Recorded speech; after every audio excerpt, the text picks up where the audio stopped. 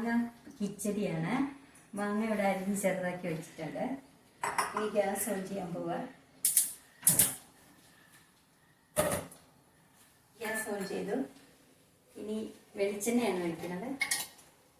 വെളിച്ചെണ്ണ ഒഴിച്ചു. ഈ വെളിച്ചെണ്ണ ചൂടായി കഴിഞ്ഞിട്ട്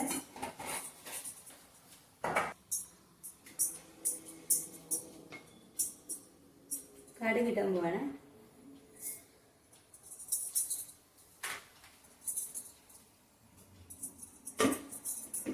എല്ലാം ഞാനിവിടെ റെഡിയാക്കി വെച്ചിട്ടുണ്ട്.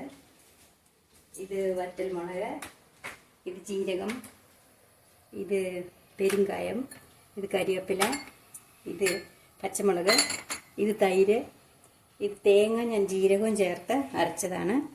ഇത് പാകത്തിന് ഉപ്പ് ചേർക്കാൻ വേണ്ടിയിട്ട്. ഇനി കടുക് പൊട്ടാൻ വെയിറ്റ് ചെയ്യാം. ചേർത്താണ്. ജീരകം പൊട്ടിക്കഴിഞ്ഞ് വറ്റൽമുളക്,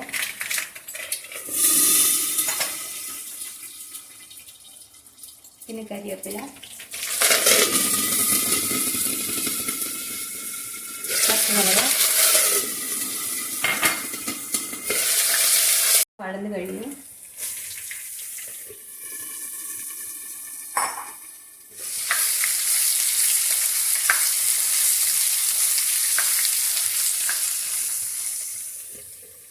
കായം ചേർക്കാണ്.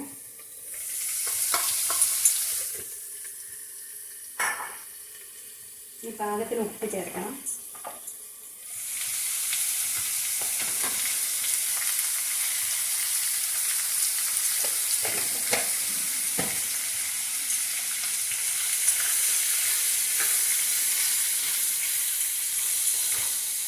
ഒരു 2 മിനിറ്റ് അടച്ചു വയ്ക്കണം.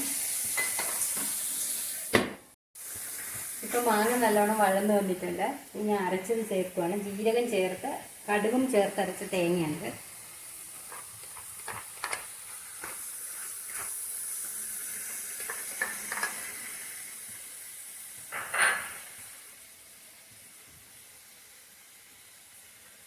ഇനി തൈര് ഒഴിക്കണം. പുളിച്ച തൈരാണ്, 1 കപ്പുണ്ട്. തീ കുറച്ച് വയ്ക്കണം. 1 മിനിറ്റ് ഒന്ന് അടച്ച് വെച്ച് വേവിക്കണം.